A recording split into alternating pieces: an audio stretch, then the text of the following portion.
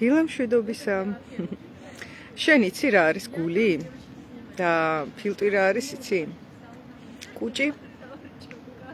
მოიცა, ანუ უცნაურ კითხვებს გისვავ? რა ვიცი, შენ ხო ანატომი არ ხარ, ან რა ვიცი, ზოოლოგი ან ბიოლოგი. არ გევალება რომ იცოდე რა არის გული, რა არის ფილტვი, რა არის კუჭი. ვალდებულება არ გაგაჩნია, მაგრამ იცი? რაღაცაში გჭირდება ალბათ, რომ იცი გული რას ნიშნავს, ტვინი რას ნიშნავს, ფილტვი რას ნიშნავს. ბრმანაწლავი იცი რომელ მხარეს გაქვს? თუ არ იცი? მესმის ახლა რომ უმრავლესობა ალბათ მიხვდით, რომ ცოტა ირონიით, ცოტა რიტორიკით ვსვავ ამ კითხვებს. დარწმუნებული ვარ, რომ ჩემმა 8 წლის შვილმა, დანიელმა იცის ეს ყველაფერი და ბევრად უფრო პატარა ასაკიდან იცოდა ეს ყველაფერი. მაშინ ესეთი კითხვა მაქვს. შენ იცი რა არის იდი? და იცი რა არის სუპერეგო? იცი რა არის ეგო? არ გჭირდება? ფსიქოლოგი არა ხარ? ოკეი. მესმის. შესაძლოა თუ ფსიქოლოგი არა ხარ, არ იცოდე როგორ არის მოწყობილი შენი ფსიქიკა. ისევე როგორც თუ ბიოლოგი ან ანატომი არ ხარ, არ არის საჭირო იცოდე რას ნიშნავს გული, რა არის ფილტვი, რა არის კუჭი. არაფერში საჭირო არ არის, ისედაც ფუნქციონირებს, ხო მართალია, გულიც ცემს, კუჭიც მუშაობს, ფილტვები სუნთქავს. ამ ყველაფრის ცოდნა აუცილებელი ნამდვილად არ არის.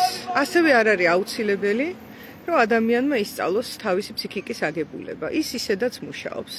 ამიტომაც თუ ასე თვლით, რომ მაინც იმუშავებს გული, კუჭი და ბრმანაწლავი და ყველაფერი და საერთოდ არ არის საჭირო ინფორმაცია მათზე და ანატომია უნდა ამოვიღოთ სკოლიდან, მაშინ არ ჩაეწეროთ ფსიქოშემეცნებით კურსზე, იმიტომ რომ ფსიქოშემეცნებით კურსზეც ფაქტიურად ადამიანის ფსიქიკის ანატომიას გასწავლით.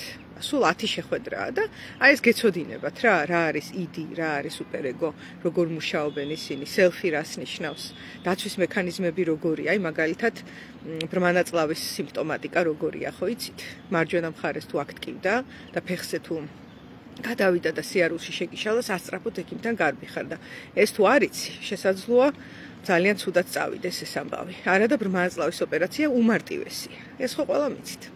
ასევე თუ წევხარ და ვერ სუნთქავ, ალბათ ექიმთან წახვალ, იმიტომ რომ ხვდები რომ წევხარ და ვერ სუნთქავ, ესე იგი ფილტვებს უჭირს, ხო? ესეც იცი, მიუხედავად იმისა, რომ ანატომია არ ხარ, არც ექიმი ხარ, რა ვიცი, ამ მსგავსი პროფესიის არ ხარ, მაგრამ ყოველდღიურ ცხოვრებაში გჭირდება ეს ინფორმაცია. ასევე არის ფსიქიკის შესახებ ესეთი ელემენტარული ინფორმაცია არსებობს ანატომიის დონის, რომელსაც მე გავცემ ფსიქოშემეცნებით კურსზე. ეს კურსი სულ შედგება 10 შეხვედრისგან. პირველი 7 შეხვედრა ეძღვნება პირველ 7 ყველაზე მნიშვნელოვან დაცვის მექანიზმს, რომელიც გავრცელებულია და თუ დროულად აღიქვავ მას, ძალიან ადვილი გადასალახია. თუ წლების მანძილზე მოითმენ, ძალიან რთული. ურთულესიც კი. და ეს დაცვის მექანიზმები პირდაპირ აისახება ჩვენს ცხოვრებაზე. და ეხლა თუ შენ არ იცი გული რა არის, თუ შენ არ იცი ტვინი რა არის, თუ არ იცი ბრმანაწლავი საით არის, კუჭი რა არის და ასე შემდეგ, ეს ყველაფერი თუ არ იცი და რაიმე სირთულე მათ შეგექმნება, ბევრად რთულია ისინი გადალახო და შენი ცხოვრების ხარისხი და შენი ცხოვრება თვითონ დგება რისკის ქვეშ. არანაკლები გავლენა აქვს ჩვენზე, ჩვენ ფსიქიკურ საკითხებს და ფსიქიკური ანატომიის ცოდნა განაპირობებს, რომ აი ადამიანები ხშირად ვსვავენ ესეთ კითხვებს, წარმატებას ვერ ვაღწევ, რაც ვცადე ყველაფერი ჩაიშალა, ერთი და იგივე სცენარი ტრიალებს, ერთნაირ ტოქსიკურ ადამიანებთან ვარ ურთიერთობაში და ასე შემდეგ. და მეგობრებო, ეს სიმპტომებია და პრობლემა იმაშია, რომ სკოლაში ყველაფერს ვსწავლობთ, ანატომიას ვსწავლობთ, მათემატიკას ვსწავლობთ, ესენი საჭიროა.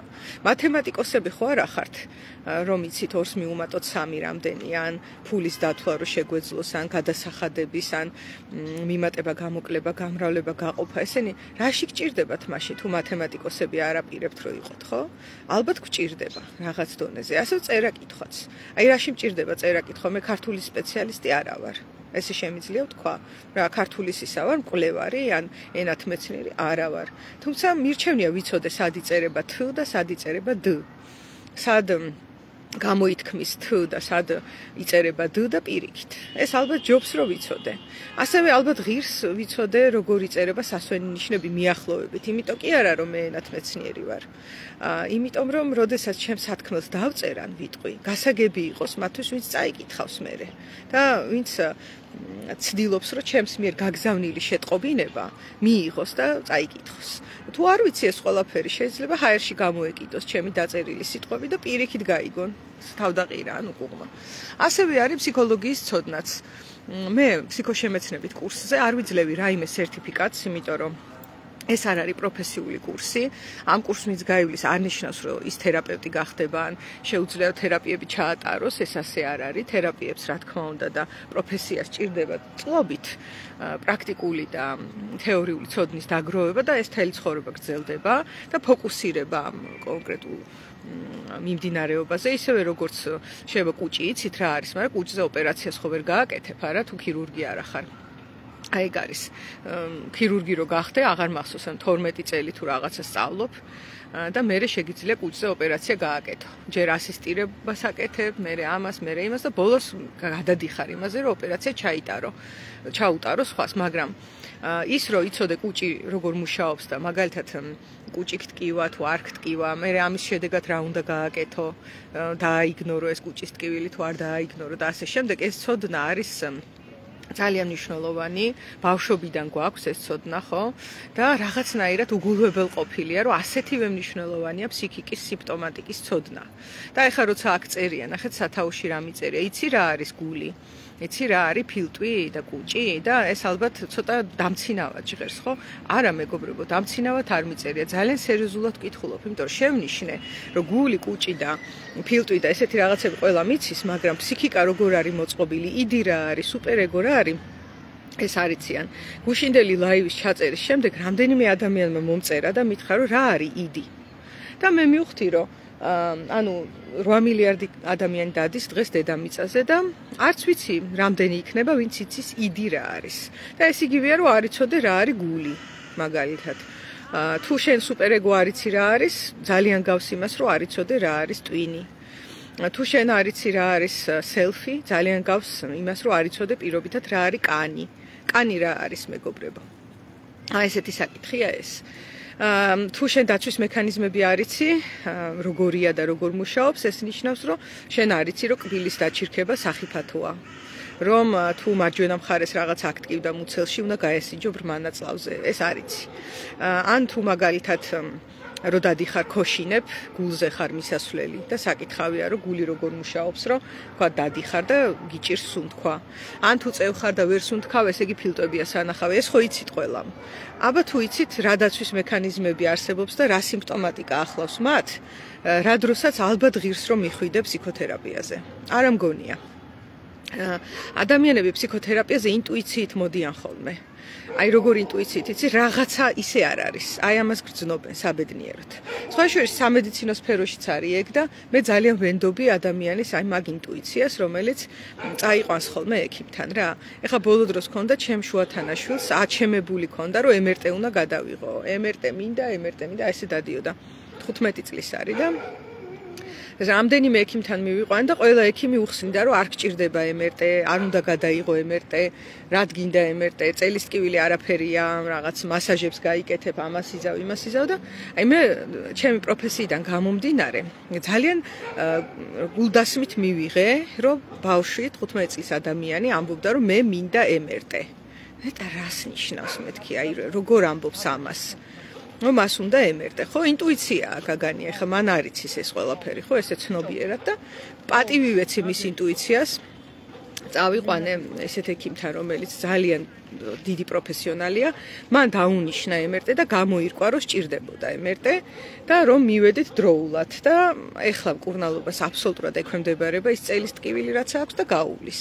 და ეს ყველაფერი დაგვეგვიანა და დაგვეჯერებინა ექიმებისთვის, ვინც ამბობდა, რომ ეხლა ბავშვი ამბობს MRT მინდა დაგუგლე, პირდაპირ ესე უთხრეს. Google-ში მოძებნე, ანუ სერიოზულად არ მიიღეს რა, რომ ეხა ბავშვმა რაღაცა ინტერნეტში წაიკითხა, მაგრამ მე მივიღე სერიოზულად, იმიტომ ინტუიცია იყო აქ. ხო და ასეთივე ინტუიცია შესაძლოა გკარნახობთ, რომ ალბათ ღირს, რომ ფსიქოშემეცნებითი კურსისთვის გამოყოთ 10 შეხვედრის დრო, ჯამში 30 საათი გამოვა, იმიტომ თვითონ შეხვედრა 3 საათი გრძელდება და ისწავლოთ თქვენი 7 ძირითადი დაცვის მექანიზმის სიმპტომატიკა და 3 შინაგანი ინსტანცია, რომელიც ადამიანში მუშაობს, რო შევადარო ისე როგორც ტვინი, გული და კანი.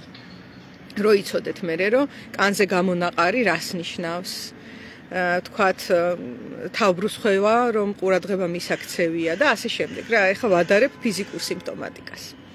ალბათ ღირს ამისთვის ამ დროის გამოყოფა, ამ ენერგიის ჩადება, ვისაც ინტუიცია უკვე გკარნახობთ ამას, მომწერეთ პირადში, ჩაგწერთ ამ კურსზე, ცოტა ხანში ჯგუფს ვადგენ, ეხლა რამდენიმე ადგილია კიდე დარჩენილი, იჩქარეთ.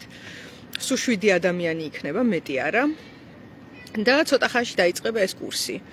ალბათ ღირს, რომ ადამიანმა იცოდეს რა არის გული, რა არის ფილტვი, რა არის კუჭი, რა არის ტვინი, როგორ მუშაობს ეს ყველაფერი ელემენტარულ დონეზე. ალბათ ღირს.